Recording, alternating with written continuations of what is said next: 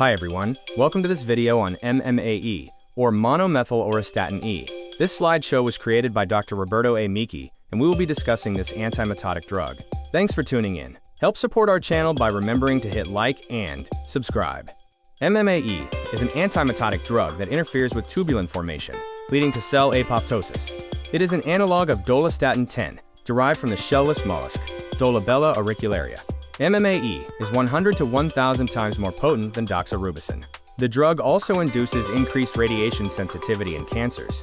MMAE is often used in antibody-drug conjugates, or ADCs. This allows for more specific drug delivery and generally results in fewer side effects.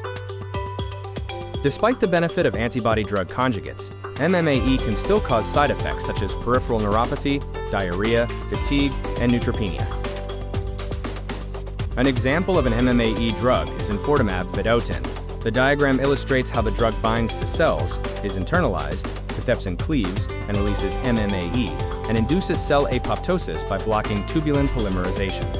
This is a non-comprehensive list of drugs and drug candidates that use MMAE, including examples like brentuximab vedotin and tisotumab vedotin.